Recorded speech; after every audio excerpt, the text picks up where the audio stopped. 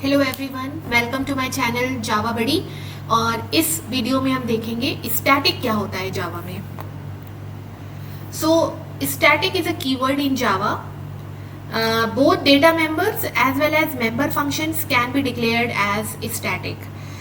तो अभी हमने इसके पहले वाले लेक्चर में देखा था कि इंस्टांस वेरिएबल्स क्या होते हैं। क्लास में फ्रेंड्स हमारे इंस्टांस वेरिएबल्स होते हैं, इंस्टांस मेथड्स होते हैं जिनको कलेक्टिवली हम मेंबर्स कहते हैं। तो डेटा मेंबर्स हमारे इंस्टांस वेरिएबल्स डेटा मेंबर्स होते हैं, हमारे जो इंस्टांस मेथड्स होते हैं उनको हम मेंबर फंक्शंस कहते हैं या बिहेवियर्स भी कहते हैं, और डेटा मेंबर्स को हम एट्रीब्यूट्स या प्रॉपर्टीज भी कहते हैं। लेकिन क्लास में कुछ ऐसे मेंबर्स भी होते हैं जो कि स्टैटिक होते हैं। इनका स्पेशल मीनिंग होता है जो आज हम समझेंगे क्या होता है। और स्टैटिक एक बहुत ही इंपॉर्टेंट कीवर्ड है जो किसी भी ऑब्जेक्ट ओरिएंटेड प्रोग्रामिंग में बहुत फ्रीक्वेंटली यूज होता है।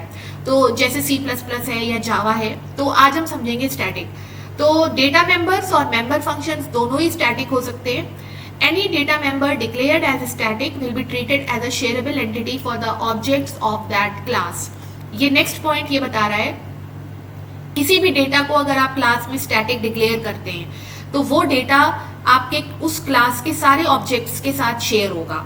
अब इसको अगर आप कंपेयर करें एक नॉर्मल डेटा मेंबर से, क्लास के नॉर्मल डेटा मेंबर से या क्लास के इंस्टांस वेरिएबल से, तो जैसे कि पिछले एग्जाम्पल में आपने देखा था, पिछले वीडियो में, कि जो एग्जाम्पल्स मैंने दिए थे उसमें आपने देखा था कि जो इंस्टांस वेरिएबल्स होते हैं क्लास के, वो हर ऑब्जेक्ट के लिए अलग अलग मेमोरी एलोकेट करते हैं। यानी हर ऑब्जेक्ट की एक आइडेंटिटी होगी और एक स्टेट होगी जो कि इंस्टांस वेरिएबल्स की वैल्यूज से डिसाइड होगी। लेकिन स्टैटिक मेंबर्स वो मेंबर्स होते हैं जो बिल्कुल अलग होते हैं, इस प्रॉपर्टी के ऑपोजिट होते हैं। वहां पे क्या होता है, हर ऑब्जेक्ट की अलग मेमोरी नहीं बनती है। उस वेरिएबल के लिए हर ऑब्जेक्ट की अलग मेमोरी नहीं बनती है, बल्कि हर ऑब्जेक्ट उस वेरिएबल को शेयर करता है। तो it is like a shareable entity. तो यहाँ पे आप समझ सकते हैं कि स्टैटिक एक अलग पर्पस सर्व कर रहा है, जिसमें कि आप काउंट कर सकते हैं number of variables, number of objects, class में कितने ऑब्जेक्ट्स बने उनका आप एक काउंट रख सकते हैं। या फिर आप और भी different type of record keeping कर सकते हैं यूजिंग स्टैटिक क्लास का। Any member declared as static can only access or call other static members of that class। तो ये एक दूसरी प्रॉपर्टी है स्टैटिक की, कि अगर कोई मेंबर स्टैटिक है, बेसिकली हम यहाँ बात कर रहे हैं मेथड की, यानी कि हम मेंबर फंक्शन की बात कर रहे हैं। कोई भी मेंबर फंक्शन क्लास का अगर आपने स्टैटिक बनाया है तो वो सिर्फ और सिर्फ किसी दूसरे स्टैटिक वेरिएबल या स्टैटिक मेंबर फंक्शन को ही एक्सेस कर सकता है डायरेक्टली। इनडायरेक्टली तो कर सकता है, लेकिन डायरेक्टली नहीं कर सकता है किसी नॉन स्टैटिक मेंबर को। तो नॉन स्टैटिक अगर कोई वेरिएबल है तो वो आप डायरेक्टली स्टैटिक फंक्शन के अंदर एक्सेस नहीं कर सकते। सिमिलरली अगर कोई नॉन स्टैटिक मेंबर फंक्शन है तो उसको आप स्टैटिक मेंबर फंक्शन के अंदर डायरेक्टली कॉल नहीं कर सकते, कंपाइलेशन एरर आ जाएगी। ठीक है, इसको हम लोग अभी प्रोग्राम के थ्रू भी करके देखेंगे। Since static members do not belong to the individual objects, they are collectively known as class members. इनको हम क्लास मेंबर्स भी कहते हैं।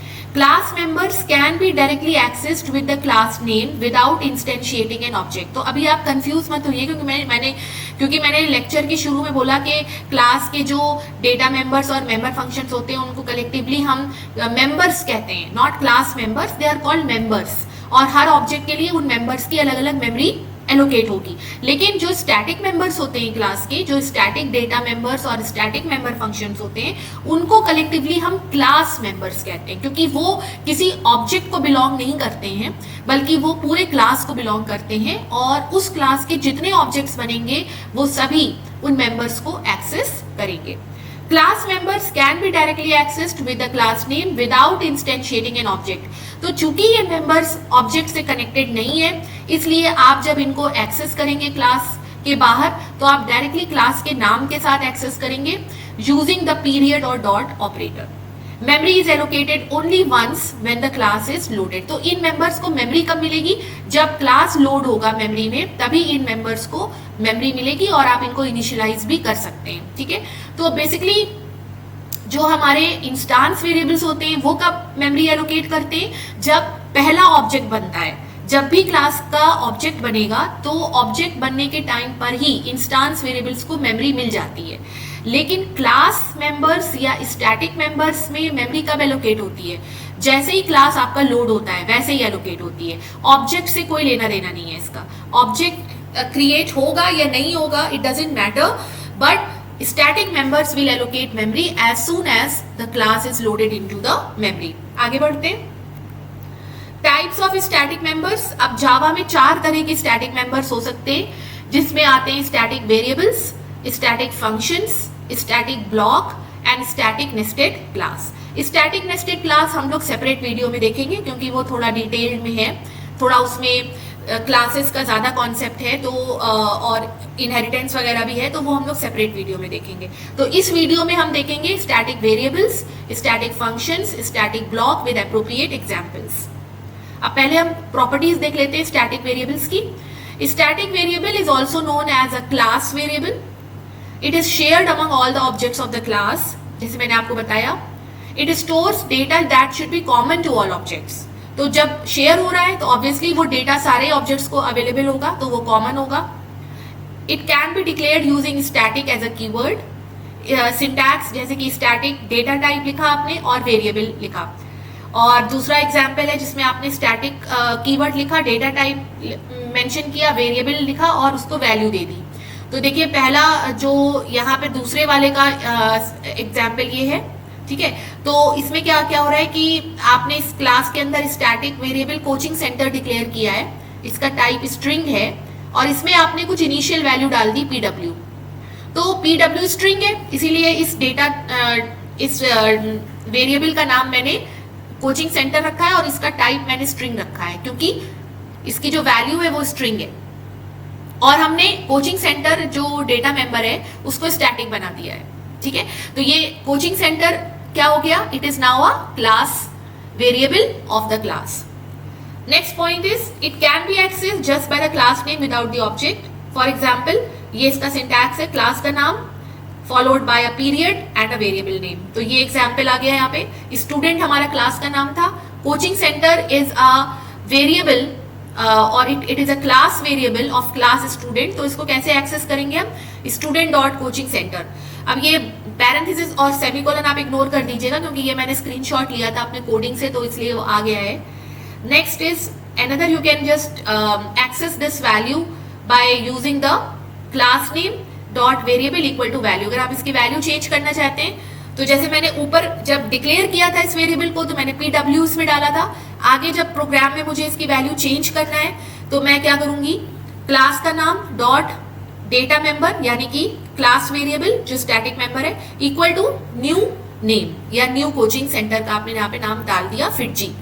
तो बेसिकली इसमें क्या हो रहा है कि जो नॉर्मली जब आप किसी भी डेटा मेंबर को क्लास के एक्सेस करते हैं, अगर वो नॉन स्टैटिक है यानी कि वो आपका इंस्टांस वेरिएबल है, तो आपको उसको एक्सेस करने के लिए ऑब्जेक्ट की जरूरत पड़ती है।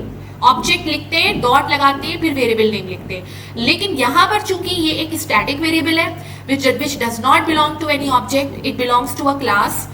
That is why इसको एक्सेस करने के लिए आप डायरेक्टली क्लास का नाम यूज करेंगे, पीरियड ऑपरेटर और कोचिंग सेंटर यानी जो भी आपका क्लास वेरिएबल है। बस डिफरेंस इतना है, इंस्टांस वेरिएबल में हम ऑब्जेक्ट यूज करते हैं और स्टैटिक वेरिएबल में हम क्लास का नाम यूज करते हैं। आगे बढ़ते हैं।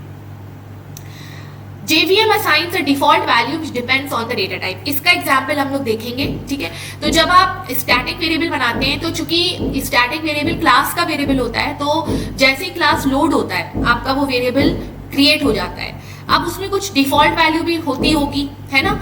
अगर आप डिफॉल्ट वैल्यू दे रहे हैं, जैसे कि मैंने यहाँ पर दी है pw, तो ये डिफॉल्ट वैल्यू हो जाएगी। अगर आप नहीं दे रहे हैं कोई वैल्यू तब भी it is well and good, क्योंकि उसमें JVM अपने आप कोई डिफॉल्ट वैल्यू डाल देता है। तो जनरली वो जो वैल्यूज डालता है वो 0, नल इस टाइप की वैल्यूज होती हैं depending upon the data type. अगर इंटीजर वेरिएबल है तो 0 होगा, अगर फ्रैक्शनल है तो 0.0 होगा, अगर स्ट्रिंग है तो नल होगा, और अगर वो क्लास का ऑब्जेक्ट है, स्टैटिक आपने क्लास का एक ऑब्जेक्ट रेफरेंस बनाया है तो वो भी नल होगा, ठीक है। स्टैटिक मेथड्स क्या होते हैं? A static method belongs to a class rather than to an object. It is called by the class name and dot operator। तो बिल्कुल वही चीज है जो आपने क्लास वेरिएबल के लिए पढ़ा। जो स्टैटिक वेरिएबल होता है कि वो भी क्लास को बिलोंग करता है, ऑब्जेक्ट को नहीं करता है। उसी तरह से स्टैटिक मेथड भी क्लास को बिलोंग करता है, ऑब्जेक्ट को नहीं करता है, और ये भी class name and dot operator से कॉल होता है। Static methods can call only other static methods, जैसे कि मैंने आपको बताया ये स्टैटिक मेथड सिर्फ और सिर्फ दूसरे स्टैटिक मेथड्स या स्टैटिक वेरिएबल्स को ही कॉल कर सकते हैं, एक्सेस कर सकते हैं। they can only access other static variables, they cannot be overridden, इनको ओवरराइड नहीं कर सकते। ओवरराइडिंग का कॉन्सेप्ट पॉलीमॉर्फिज्म और इनहेरिटेंस से रिलेटेड है, जिसको मैंने सेपरेट लेक्चर में कवर किया है, वो आप देख सकते हैं। They cannot use the keyword this और सुपर, ये भी मैंने सेपरेट वीडियो में कवर किया है। तो ओवरराइडिंग बेसिकली आपकी क्या होती है कि it is used as polymorphism वगैरह मैंने आगे एक्सप्लेन किया है। तो बेसिकली क्या होता है कि चूंकि ये मेथड्स जो है वो क्लास को बिलोंग करते हैं, तो ये इनहेरिटेंस जब आप करते हैं और जब आप उन मेथड्स को दूसरे क्लास में अवेलेबल कराते हैं इनहेरिटेंस के थ्रू, तो वो आपके अवेलेबल नहीं होंगे स्टैटिक मेथड्स। क्यों?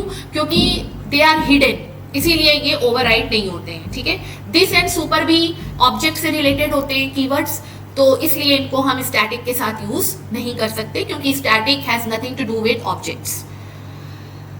स्टैटिक ब्लॉक क्या होता है? It is executed when the class is first loaded. इसका सबका हम एक एक एग्जाम्पल अभी कराएंगे।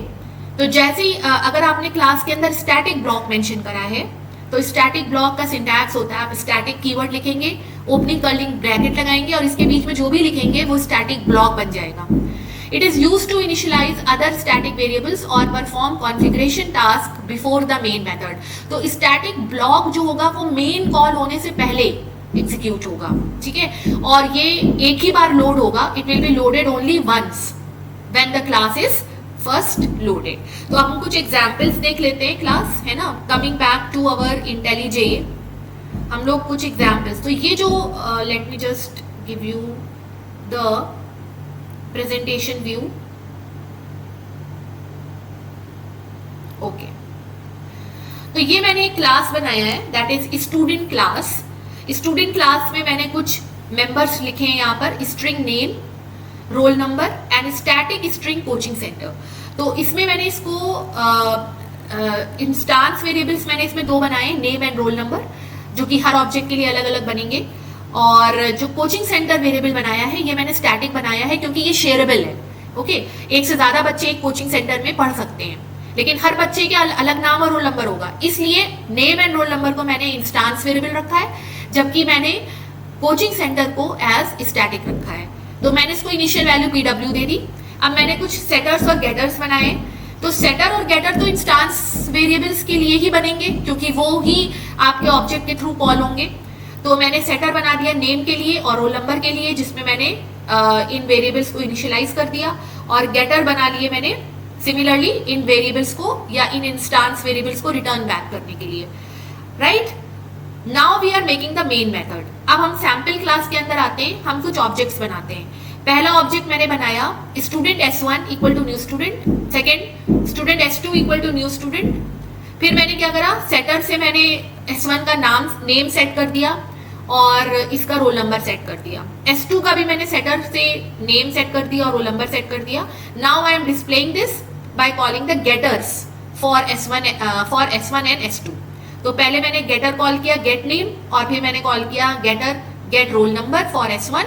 और इसके आगे मैंने क्या करा, क्योंकि मुझे इनका कोचिंग सेंटर भी चाहिए, तो कोचिंग सेंटर जब मुझे डिस्प्ले कराना है तो I don't require any object. ठीक है, तो because this is a static variable, तो इसके लिए मैंने डायरेक्टली क्लास के नाम से इसको एक्सेस किया, तो स्टूडेंट डॉट कोचिंग सेंटर ये कर दिया। ठीक है, तो दोनों स्टूडेंट्स का नाम, रोल नंबर और कोचिंग सेंटर डिस्प्ले हो जाएगा। अब मैंने एक थर्ड स्टूडेंट बनाया, इस थर्ड स्टूडेंट का मैंने सेटर कॉल किया और मैंने इसका नेम सेट कर दिया और रोल नंबर सेट कर दिया। फिर मैंने क्या किया, मुझे पता है कि ये बच्चा दूसरे कोचिंग सेंटर में पढ़ता है जिसमें और बच्चे भी होंगे, तो मैंने इस कोचिंग सेंटर को चेंज कर दिया and I have changed this to FITG। Right, now when I will display the name and roll number of S3, it will display the name and roll number by calling the getter functions। तो getter function मैंने call किया S3 के लिए get name get roll number, and coaching center मैंने call करा by calling it with the class। तो अब आप इसको देखो तो आपका जो सेम वेरिएबल था कोचिंग सेंटर जो यहाँ मैंने बनाया था, जिसको मैंने PW करा था, अब वो चेंज हो गया और वो क्या हो गया, FitG हो गया। ठीक है, अब इसको रन करके देखते हैं। करंट फाइल हमारी सेट है यहाँ पर, इसको रन करके देखते हैं और आउटपुट देखते हैं हमारा क्या आता है। तो ये मैंने रन करा और you can see the output. Student one is name is Ram, roll number is 44, coaching centre is PW। ठीक है, पहले वाले के लिए PW है, दूसरे वाले का श्याम है, name student 2 is name Shyam, roll number 45, coaching centre is PW, दोनों का सेम आया। Student 3 is name Geeta, roll number 23, coaching centre is FitG। Correct, तो ये हो गया। अब हम इसमें थोड़ा सा चेंज करते हैं फ्रेंड्स, और हम क्या करते हैं, हम ये देखते हैं कि जो मैंने कोचिंग सेंटर चेंज करा है क्या ये रिफ्लेक्ट हो रहा है स्टूडेंट 1 और स्टूडेंट 2 के लिए। तो अब हम क्या करेंगे, यहाँ पर हम कोशिश करेंगे इसको कॉल करने की, student.system.out.println। ठीक है, और हम यहाँ पे कहेंगे स्टूडेंट 1 कोचिंग सेंटर। क्या ये चेंज हुआ है, क्या ये चेंज हुआ है स्टूडेंट 1 के लिए। तो फ्रेंड्स जो क्लास वेरिएबल्स होते हैं उनको आप क्लास के थ्रू एक्सेस कर रहे हैं, जो स्टैटिक वेरिएबल्स यानी क्लास वेरिएबल्स हैं उनको आप क्लास के थ्रू एक्सेस कर रहे हैं, लेकिन किसी ने आपको मना नहीं किया है, आप इनको ऑब्जेक्ट के थ्रू भी एक्सेस कर सकते हैं। ठीक है, don't get confused. Static variables belong to class, they are usually accessed with the class name, but you can access them with a variable name also, क्योंकि variable with the object name also, क्योंकि object भी तो class का ही है ना, तो आप इनको ऑब्जेक्ट से भी एक्सेस कर सकते हैं। तो जैसे मैंने S1 डॉट लिखा तो इसमें देखिए कोचिंग सेंटर दिखा नहीं रहा है, right, but I can just use the coaching centre here. तो I can say here coaching, sorry what is the okay, COACHING centre, right. तो देखिए अभी ये एरर तो नहीं दिखा रहा है, but it is a static member.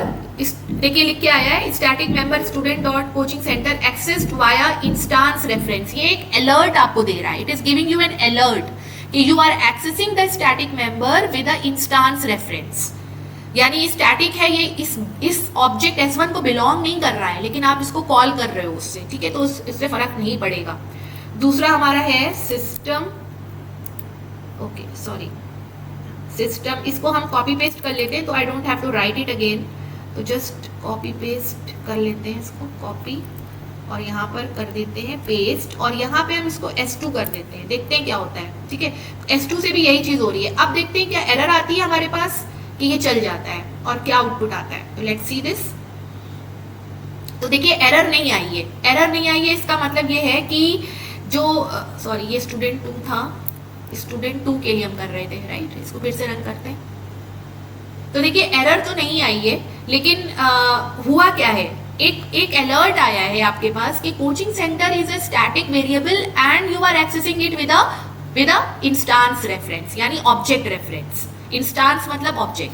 ठीक है, तो ये अलर्ट आया है, बट ये एरर नहीं है, क्योंकि इसको आप इंस्टांस से कर सकते हैं, लेकिन इसका मतलब ये नहीं है कि ये स्टैटिक वेरिएबल इस इंस्टांस को बिलोंग कर रहा है, इसका ये मतलब नहीं है। ये बिलोंग तो क्लास को ही कर रहा है, जबकि अगर आप इंस्टांस वेरिएबल्स देखें जो कि हमारे नेम एंड रोल नंबर हैं, तो वो हमेशा उस इंस्टांस को बिलोंग करेंगे जिसपे आपने उनको क्रिएट किया है। जैसे कि नेम, तो नेम आपने कहा सेट नेम, तो सेट नेम से आपने S1 पे सेट नेम कॉल करा, उसको राम असाइन किया, तो जो ऑब्जेक्ट S1 है उसके लिए जो नेम है वो राम है, और जो ऑब्जेक्ट S2 है उसके लिए जो नेम है वो श्याम है। तो S1 का नाम S2 नहीं ले सकता और S2 का नाम S1 नहीं ले सकता, ये सेपरेट है। ठीक है, सिमिलरली S3 का नाम S1 S2 नहीं ले सकते। तो लेकिन ये इसलिए क्योंकि ये इंस्टांस वेरिएबल्स है, गॉट इट। लेकिन कोचिंग सेंटर एक स्टैटिक वेरिएबल है जो कि क्लास को बिलोंग करता है। आप नो डाउट इसको ऑब्जेक्ट से कॉल कर सकते हैं, लेकिन ये ऑब्जेक्ट को बिलोंग नहीं करता है, राइट। तो अब एक पॉइंट तो ये हो गया। दूसरा पॉइंट ये देख लिया आपने इस एग्जाम्पल में कि जब मैंने कोचिंग सेंटर को FitG करा है ना यहाँ पर, तो ये दोनों स्टूडेंट S1 और S2 दोनों के लिए चेंज हो गया। मतलब अब मैंने अब क्या हुआ, अब तीनों ऑब्जेक्ट्स S1 S2 S3 तीनों ही एक ही कोचिंग सेंटर में वो दिखा रहा है आपको, क्योंकि कोचिंग सेंटर जो वेरिएबल हमने बनाया है ये शेयरेबल एंटिटी है, ये एक स्टैटिक वेरिएबल है। तो हम जितने भी ऑब्जेक्ट्स स्टूडेंट क्लास के बनाएंगे उन सबके लिए कोचिंग सेंटर की वैल्यू वही होगी जो करंट वैल्यू है। तो करंट वैल्यू मैंने फिट जी करी है, तो 1 2 3 जितने स्टूडेंट्स आप बनाएंगे सबके लिए coaching centre will give you the same answer, it will reflect the same value. So that is the idea behind static variables. ठीक है, अब देखिए इसमें एक चीज और है जो हम आपको दिखाना चाह रहे हैं, that is one more thing. Let me just go back to my normal mode. और स्टैटिक वेरिएबल्स को यूज करके आप क्या कर सकते हैं, you can count the number of objects also in the class. तो अभी हम इसको दिखाते हैं आपको। ये एक और प्रोग्राम मैंने बनाया है जो इंपॉर्टेंट है बहुत ज्यादा आपके समझने के लिए। देखो मैंने एक शेयरेबल वेरिएबल बना दिया, शेयर्ड एंटिटी बना दी स्टैटिक, जो कि क्लास को बिलोंग कर रही है और सारे ऑब्जेक्ट से शेयर हो रही है। फायदा क्या हुआ इसको बनाने का, क्या पर्पज है इसका? तो इसका पर्पज ये है कि ये एंटिटी आप यूज कर सकते हैं किसी कॉमन वैल्यू को रिफ्लेक्ट कराने के लिए। जैसे कि आप काउंटिंग कर रहे हैं, इसका बहुत कॉमन सा एग्जाम्पल हम आपको दे सकते हैं, सिंपल सा एग्जाम्पल दे सकते हैं।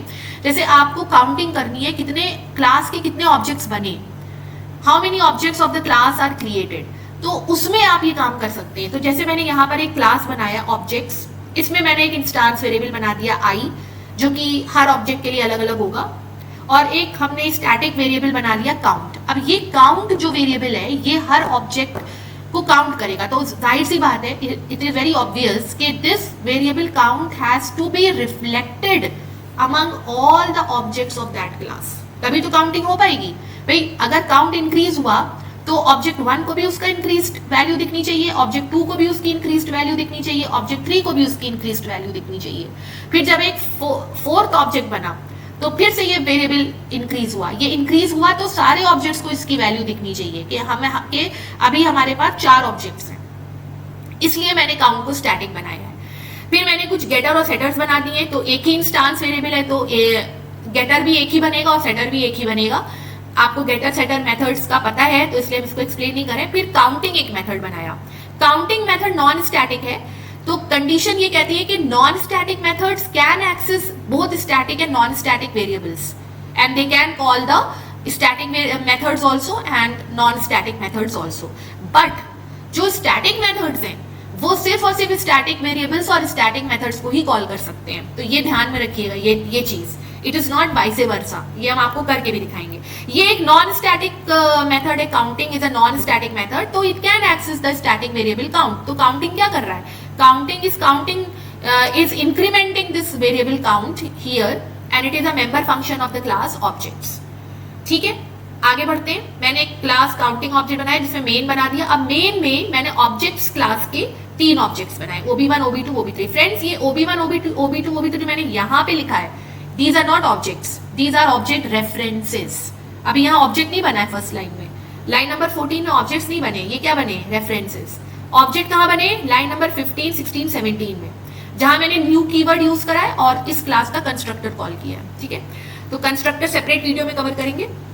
तो OB1 OB2 OB3 बन गए। अब OB1 डॉट सेट आई किया, तो मैंने OB1 के लिए जो इंस्टांस वेरिएबल आई है उसको 6 दे दिया, और फिर मैंने OB1 डॉट काउंटिंग किया। तो काउंटिंग चूंकि नॉन स्टैटिक मेथड है तो ये हर ऑब्जेक्ट से अलग अलग कॉल होगा। ठीक है, हर ऑब्जेक्ट को बिलोंग करेगा ये।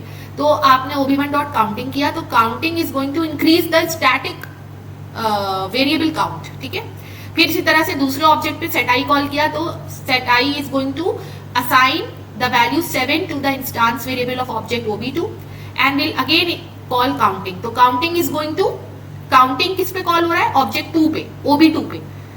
लेकिन ये कर क्या रहा है, ये एक कॉमन वेरिएबल काउंट जो स्टैटिक वेरिएबल था उसको इंक्रीज कर रहा है। तो जो वैल्यू इंक्रीज होके आई है OB1 से, उसी में वो प्लस करेगा।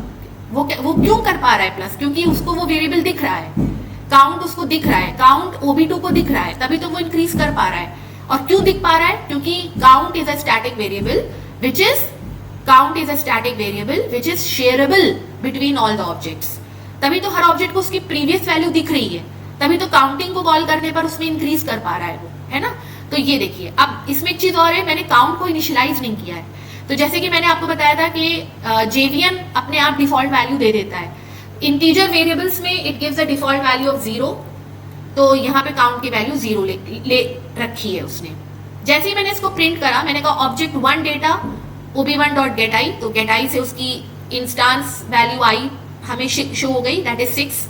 ob2 के लिए 7 और ob3 के लिए क्या है 8, ठीक है। तो ये वैल्यूज आ गई। इसके बाद I am saying total number of objects created are. अब हमको ये टोटल पता करना है, तो at the end of all the objects ending up counting, calling counting method, the final value of count will give me the total number of objects created for class objects.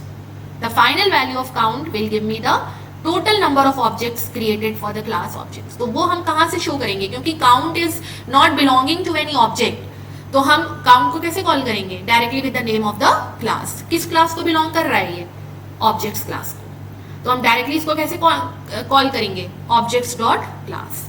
तो इसको मैंने यहाँ पे break points लगाए ताकि हम आपको दिखा सकें कि काउंट कैसे इंक्रीज हो रहा है। जैसे ही आप ob1 पे काउंटिंग को कॉल कर रहे हैं, ob2 को कर रहे हैं, ob3 को कर रहे हैं, और फिर आप काउंट को यहाँ पे एक्सेस कर रहे हैं। अब ध्यान रखिएगा, ये मैंने पोस्ट फिक्स ऑपरेटर लगाया है। तो पोस्ट फिक्स ऑपरेटर पहले वैल्यू को यूज कर लेता है, उसके बाद इंक्रीज करता है। तो जब आपने ob1 डॉट काउंटिंग किया तो काउंट आपका इंक्रीज हुआ, राइट। तो ob1 तक उसकी वैल्यू 0 है। फिर जब ob2 में काउंटिंग कॉल किया तो जो इंक्रीज आपने ob1 में किया था उसके ऊपर एक और इंक्रीज हुआ, है ना। तो ये पोस्ट फिक्स ऑपरेटर की वजह से आपको ऐसा दिख रहा है। अभी आपको हम रन करते हैं, देखिए।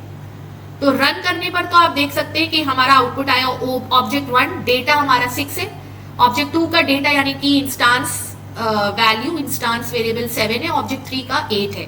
Total number of object created are 3। अब इसको हम जरा डिबग करते हैं कि कैसे ये चल रहा है। तो डिबगिंग पे कॉल करा मैंने, ठीक है। अब देखिएगा, देखिए अभी ये पहला ब्रेक पॉइंट हमारा जिसमें ob1 पे काउंटिंग हो रही है, राइट।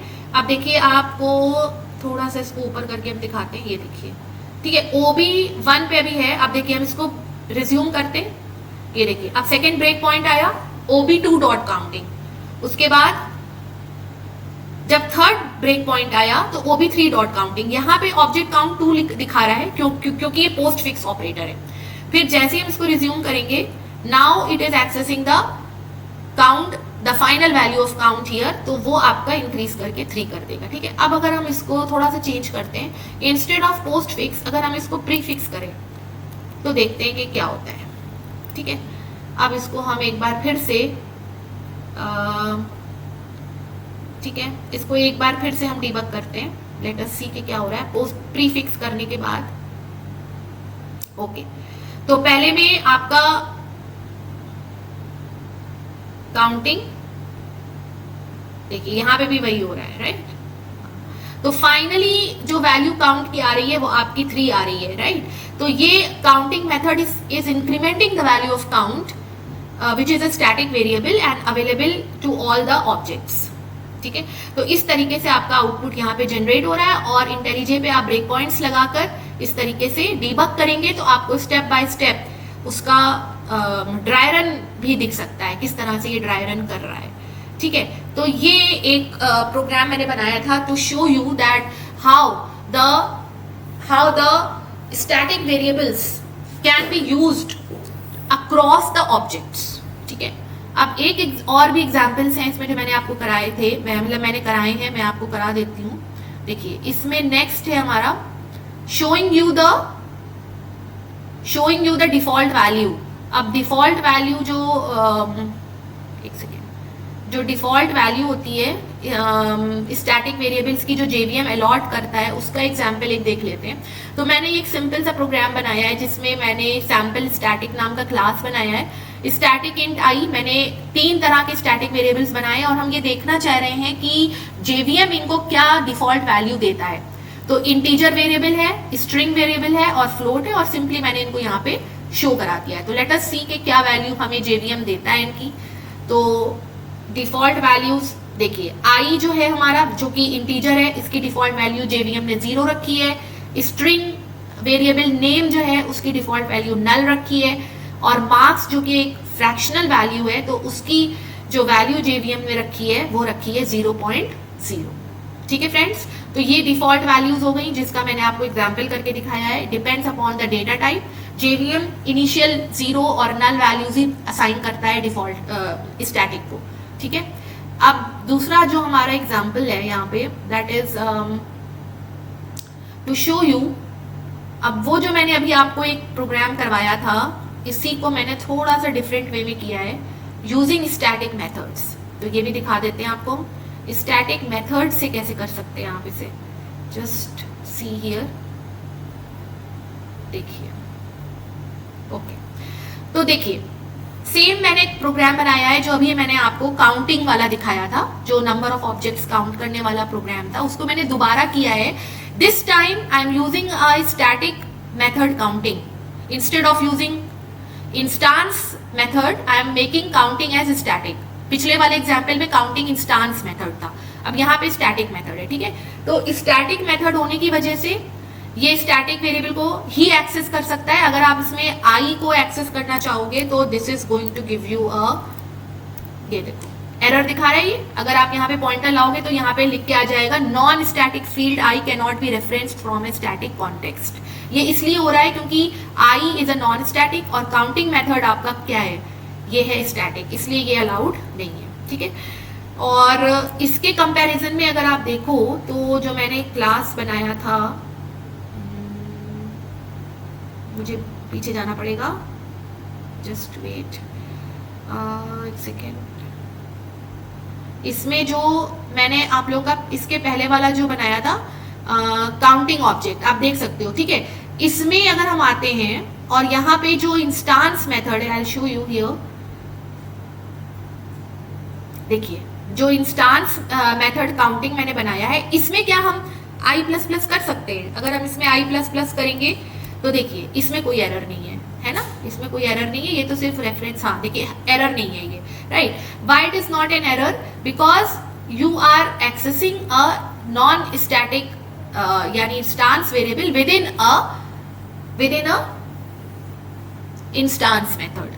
तो आप इंस्टांस मेथड में स्टैटिक को भी एक्सेस करके दिखा रहे हैं और यहाँ नॉन स्टैटिक को भी करके दिखा रहे हैं। ठीक है,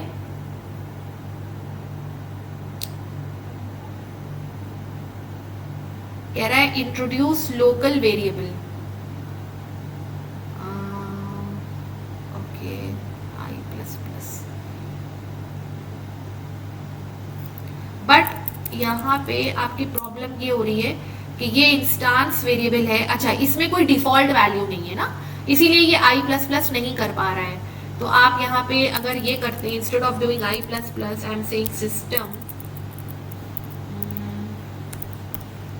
dot out dot println, और इसके अंदर अगर हम आई करते हैं तो देखिए मेरा कहने का मतलब ये है कि आई आप यहाँ एक्सेस कर सकते हैं, तो ये पूरी तरह से सही है, राइट। लेकिन हम जो है वो स्टैटिक, अगर काउंटिंग को स्टैटिक बना देंगे तब हम आई को इसमें एक्सेस नहीं कर पाएंगे। तो जो हम यहाँ पे आपको दिखाना चाह रहे हैं वो यही दिखाना चाह रहे हैं। ठीक है, अब आगे देखते हैं हमने क्या किया है। तो बेसिकली हम वापस स्टैटिक मेथड्स वाले प्रोग्राम में आते हैं और यहाँ पर हम आपको दिखाते हैं कि हमने क्या किया है। तो यहाँ पर आप देख सकते हैं कि देखिए यहाँ पे आप देख सकते हैं कि हमने एक स्टैटिक, बाकी पूरा वही है, बस हमने काउंटिंग को स्टैटिक कर दिया है और एक और स्टैटिक मेथड बना दिया है शो काउंट। तो show count is responsible to print the value of count. अब इसमें अगर हम आई को करेंगे तो ये देखो एरर दिखा देगा, क्योंकि शो काउंट भी आपका स्टैटिक है, इसलिए वो नॉन स्टैटिक आई को एक्सेस नहीं कर सकता है। अब हम मेन मेथड हमने एक दूसरे क्लास में बनाया है स्टैटिक मेथड्स करके, और यहाँ पे भी हमने वही किया है, डबल ओ ऑब्जेक्ट्स, क्योंकि हमने थोड़ा सा क्लास में चेंज किया है, इसलिए हमने क्लास का नाम चेंज करके ऑब्जेक्ट से चेंज करके ओ ऑब्जेक्ट्स कर दिया है। तो हमने 3 ऑब्जेक्ट्स बनाए इसमें और इनकी हमने इंस्टांस वेरिएबल को सेट करा और हर बार हमने काउंटिंग मेथड को कॉल करा है। तो काउंटिंग मेथड हमारा यहाँ पे स्टैटिक है, जैसे कि आप देख सकते हैं स्टैटिक मेथड को आप OB1, OB2, OB3 से कर सकते हैं कॉल, लेकिन वो एक वार्निंग, एक नोटिफिकेशन देगा। Instead of that you can also say counting without using the object. ठीक है, काउंटिंग, क्योंकि ये स्टैटिक है तो आप काउंटिंग को कॉल कैसे कर सकते हैं, with the help of the class OO objects dot counting. ठीक है, ये कर सकते हैं आप। इसी तरह से यहाँ पे कर सकते हैं OO ऑब्जेक्ट्स डॉट काउंटिंग, और instead of doing with OB3 you can also say this with OO objects dot counting. तो दोनों तरह से ये ठीक है, OB1 OB2 OB3 से भी कर सकते हैं, और चूंकि स्टैटिक है तो ऐसे भी कर सकते हैं। फिर हमने सिंपली क्या किया, इनके गेटर्स को कॉल करा है और इनकी गेटर वैल्यू ली, और टोटल ऑब्जेक्ट्स हमें पता करने हैं तो हमने शो काउंट को कॉल कर दिया। तो शो काउंट के अंदर चूंकि पहले से system dot out dot print लिखा हुआ है, तो हम शो काउंट को system dot out dot print के अंदर नहीं कर सकते। तो उसके लिए मैंने एक separate system dot out dot print मैंने सेपरेटली लिख दिया मैसेज के लिए, और फिर हमने नेक्स्ट लाइन में ऑब्जेक्ट्स डॉट शो काउंट को कॉल कर लिया। तो it is again showing you the total count. तो इसको अगर आप रन करिए तो आपको यहाँ पे आउटपुट दिख जाएगा टोटल काउंट। ये देखिए, object 1 data 6, object 2 data 7, object 3 data 8, total number of objects created are 3। अब इसको अगर आप सिंपल और देखना चाहते हैं तो what you can do is you can put a break point over here. Break point हम आपको लगाना भी दिखा देते हैं कैसे लगता है ब्रेक पॉइंट। देखिए यहाँ पे ऐसे लगता है, उसके बाद ये ऐसे लगता है। आप बस लाइन नंबर पे आइए और इसको बस क्लिक कर दीजिए तो ब्रेक पॉइंट लग गया। अब इसको डीबग करके देखते हैं एक बार। तो जब हम डीबग करेंगे तो यू कैन सी पहला ब्रेक पॉइंट आया, ओके, फिर दूसरा ब्रेक पॉइंट आया, तीसरा ब्रेक पॉइंट आया, राइट, और फिर ये आ गया आपका total number of objects created are 3। ठीक है, तो यहाँ पे हमने ब्रेक पॉइंट नहीं लगाया, यहाँ पे भी ब्रेक पॉइंट लगा देते हैं। अब फिर से इसको करते हैं एक बार, लास्ट वाला जहाँ पे शो काउंट हो रहा है। ठीक है, तो ये हमारा पहला ब्रेक पॉइंट, दूसरा ब्रेक पॉइंट, तीसरा break point, and then this is the fourth break point. तो show count is actually giving you the, ये देखिए total number of objects created are, इसके बाद ये ब्रेक पॉइंट लगा हुआ है। इसको अगर आप रन करोगे then you will get 3, right. तो कंसोल पे अगर आप देखना चाहते हो तो आप ऐसे भी कर सकते हो। इसको हम दोबारा करके दिखा देते हैं आपको so that you can again understand this. ठीक है, तो देखिए कंसोल पे जाइए और यहाँ पे रन करिए, okay, threads and variables, right. फिर कंसोल पे जाइए, सेकेंड ब्रेक पॉइंट पे आइए, okay, and then in the final तो you get this object 1 data, ठीक है, and then you get the total number of objects created is 3, right. तो इस तरह से ब्रेक पॉइंट्स लगाकर आप जहां पे भी ब्रेक पॉइंट लगाएंगे वहां पे आपका एग्जीक्यूशन रुक जाएगा और आपको उस पॉइंट पे क्या हो रहा है ये दिख जाएगा कंसोल पे, या थ्रेड्स और वेरिएबल्स में अगर आप देखना चाहते हैं तो वो भी। ठीक है, तो ये तो हो गया हमारा स्टैटिक, आपका static variables and static methods. अब आते हैं स्टैटिक ब्लॉक पे। तो स्टैटिक ब्लॉक पे आने के लिए हमने आपको बता दिया है कि स्टैटिक ब्लॉक क्या होता है। स्टैटिक ब्लॉक का भी एक प्रोग्राम देख लेते हैं। देखिए ये स्टैटिक ब्लॉक है, अब हम इसको आपको दिखाते हैं स्टैटिक ब्लॉक में कैसे आपको क्या होता है स्टैटिक ब्लॉक। तो जैसे कि आपने पढ़ा कि स्टैटिक ब्लॉक एक ऐसा ब्लॉक है, देखिए यहाँ पे स्टैटिक ब्लॉक आपका ये वाला है जिसको मैंने ब्लू से हाईलाइट किया है। तो कैसे बनाते हैं स्टैटिक ब्लॉक? स्टैटिक लिखेंगे, पहले क्या किया हमने, क्लास बनाया। स्टैटिक ब्लॉक एक क्लास है जिसके अंदर मैंने 2 स्टैटिक वेरिएबल्स बना दिए और एक स्टैटिक ब्लॉक बना दिया। तो स्टैटिक ब्लॉक क्लास के अंदर बनेगा with a static keyword only and followed by opening closing curly brackets. इसके अंदर जो भी आप लिखेंगे वो स्टैटिक ब्लॉक हो जाएगा। तो स्टैटिक ब्लॉक कब एग्जीक्यूट होता है? जब आपका क्लास लोड होता है। तो जब ये क्लास लोड होगा तो क्लास लोड होते ही सबसे पहले स्टैटिक ब्लॉक एग्जीक्यूट होगा और ये वेरिएबल्स भी आपके इस जो स्टैटिक वेरिएबल्स हैं ये असाइन हो जाएंगे।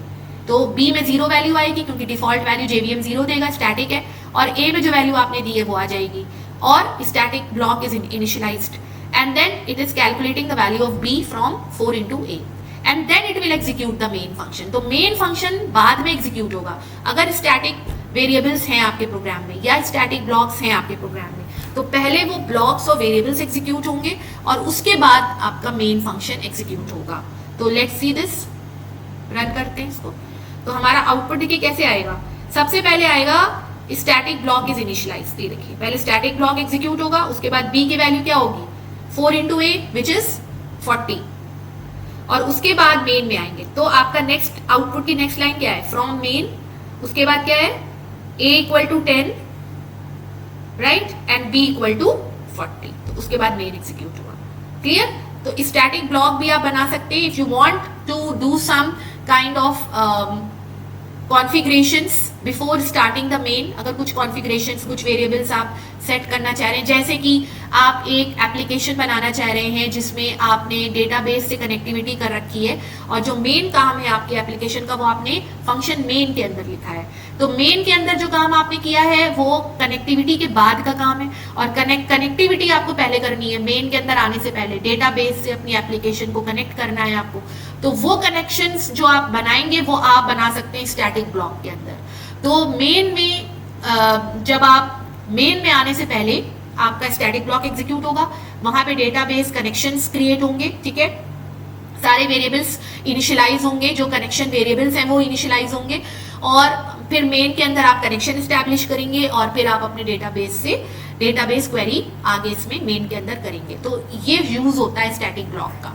इसका मैंने आपको एग्जांपल दे दिया कि जैसे आपकी एप्लीकेशन डेटाबेस से कनेक्टेड है, तो डेटाबेस के कनेक्शंस के जो वेरिएबल्स होंगे, जो भी आप उनको इनिशियलाइज करना चाहते हैं, जो भी पाथ सेट करना चाहते हैं कि आपका डेटाबेस कहाँ पे सेट है उसका पाथ देना चाहते हैं, वो सारी इनिशियलाइजेशंस आप स्टैटिक ब्लॉक में करेंगे। तो वो पहले इनिशियलाइज हो, क्योंकि कनेक्शन तभी हो पाएगा जब उसको पाथ मिलेगा, जब वेरिएबल्स इनिशियलाइज्ड होंगे, तो वो इनिशियलाइजेशन का काम आप स्टैटिक ब्लॉक में करिए। उसके बाद जो आपका एक्चुअल कोड है इस मेन के अंदर जिसमें आप एक्चुअली कनेक्शन एस्टैब्लिश कर रहे हैं और क्वेरी फायर कर रहे हैं टू द डेटाबेस, वो सारा आपका मेन के अंदर होगा, ठीक है। तो this is one example where you can use static block in the program, ठीक है। अब वापस हम आते हैं अपनी प्रेजेंटेशन में और let us go back to where we had left, okay. तो now we have to just summarise all the properties जो हमने अभी तक पढ़ी स्टैटिक मेंबर्स की। तो पहली प्रॉपर्टी ये है कि static member belongs to a class and not to the objects. ये बहुत important. However you can call it with object name as well, but it doesn't mean that it belongs to that object. It will always belong to a class. Second point, it can be called just by the name of the class. Okay, it is created as soon as the class is loaded into the memory. जैसे कि आपने देखा जैसे ही class load होगा memory में वैसे ये variables आपके लोड हो जाएंगे।